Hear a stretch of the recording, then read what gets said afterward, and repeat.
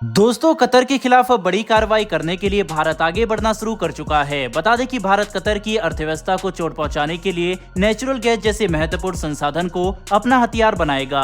Qatar दुनिया में सबसे ज्यादा नेचुरल गैस निर्यात करता है, तो भारत काफी बड़ी संख्या में इसका आयात करता है। ऐसे में अगर भारत अचानक से नेचुरल गैस कतर से खरीदने की बजाय दूसरे देशों की तरफ देखने लगे, तो इससे कतर की इकोनॉमी घुटनों पर आ जाएगी। जैसा करने के लिए भारत अब अफ्रीकी देश मोजाम्बिक का सहारा ले रहा है। दरअसल दोस्तों, लेटेस्ट रिपोर्ट के मुताबिक भारत के पेट्रोलियम और नेचुरल गैस मंत्री हरदीप सिंह पुरी अफ्रीकी देश मोजाम्बिक का दौरा करने पहुंचे। भारत से 6500 किलोमीटर की दूरी पर मौजूद मोजाम्बिक हमारे नेचुरल गैस की सप्लाई में एक महत्वपूर्ण भूमिका निभा सकता है। दोस्तों, इस देश के कैबो डेलगैबो प्रोविंस में एक काफी बड़ा नेचुरल गैस प्रोजेक्ट विकसित किया जा रहा है, जिसकी लागत 20 अरब डॉलर की है। इससे आप समझ सकते हैं कि यहाँ से निकलने वाले नेचुरल गैस से भारत की रिक्वायरमेंट किस हद तक पूरी की जा सकेगी।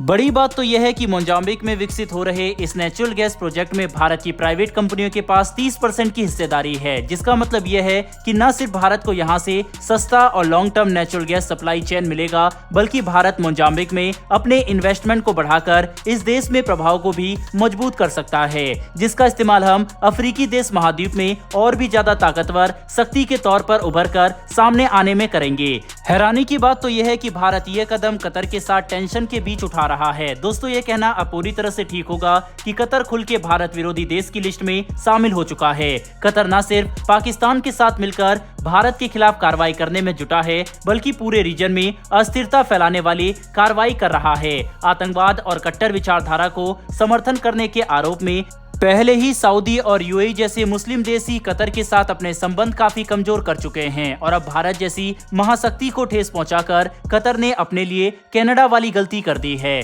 सबसे पहले तो हम बताना चाहेंगे कि कतर ने जिन 8 भारतीय अधिकारियों को जासूसी के आरोप में गिरफ्तार करके डेथ पेनल्टी दी, उनके साथ एक ओमान के ऑफिसर को भी पकड़ा गया था। लेकिन संयोग देखिए कि कतर की सरकार ने ओमान के ऑफिसर को छोड़ दिया, जबकि भारतीय अधिकारी को फांसी की सजा सुना दी। इसके अलावा आतंकवाद को समर्थन देने के लिए कतर का प्यार किसी से छुपा नहीं है। इजराइल के खिलाफ कतर काफी समय से काम कर रहा है, और हाल ही में हमने पाकिस्तानी मिलिट्री के साथ कतर की नजदीकी को भी देखा। चाहे राफेल फाइटर विमान पर पाकिस्तानी वायुसेना को ट्रेनिंग देना हो, या फिर अपने पास मौजूद एडवांस पनडुब्बियों की सैर कराना, कतर हर तरह से पाकिस्तान को मदद कर रहा है, ताकि पाकिस्तान भारत के खिलाफ एक मल्टी डोमेन लड़ाई के लिए जानकारी जुटा सके।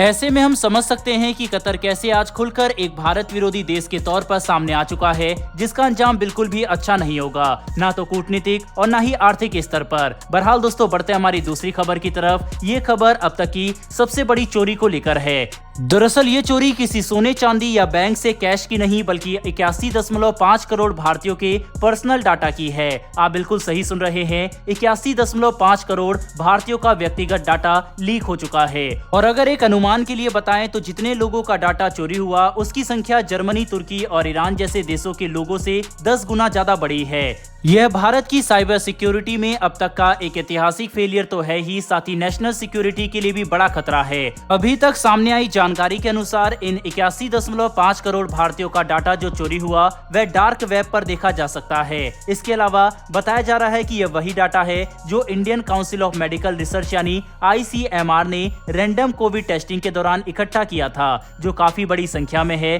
और अब ये मेडिकल डाटा पूरी तरह से लीक हो चुका है। ये बात भी जानकर हैरानी होगी कि ये किसने किया और इस हैकिंग का एपिसेंटर क्या था। इसे पता करना भी काफी जटिल होगा, क्योंकि ICMR के पास मौजूद डाटा हेल्थ मिनिस्ट्री समेत दूसरे डिपार्टमेंट के पास भी था, इसीलिए इसका स्रोत पता करना भी मुश्किल है। दोस्तों, अभी तक ये नहीं पता लगाया जा सका कि ये हैकिंग किसने की है और इसके लिए असली जिम्मेदार कौन है। साथ ही इससे भारत को कितना नुकसान होगा, इसका आकलन करने में भी हमें कुछ दिनों का समय लग सकता है। लेकिन एक बात तो साफ है कि जितनी बड़ी संख्या में भारतीयों का डाटा चोरी हुआ, वह हम सभी के लिए चिंता का बड़ा विषय होगा। लेकिन एक बात तो साफ है कि जितनी बड़ी संख्या में भारतीयों का डाटा चोरी हुआ, वह हम सभी के लिए चिंता का बड़ा विषय होना चाहिए। चाहिए और इस मामले को हम बिल्कुल भी नजरअंदाज नहीं कर सकते, क्योंकि लगातार डिजिटल होती दुनिया में अगर साइबर सिक्योरिटी नहीं हुई तो ये हमारे लिए किसी फैसिलिटी से ज्यादा एक थ्रेट बन जाएगा। हालांकि फिलहाल हम यही उम्मीद कर सकते हैं कि इस घटना के ऊपर काफी गंभीरता से काम किया जाएगा और हमें सच्चाई का पता चलेगा।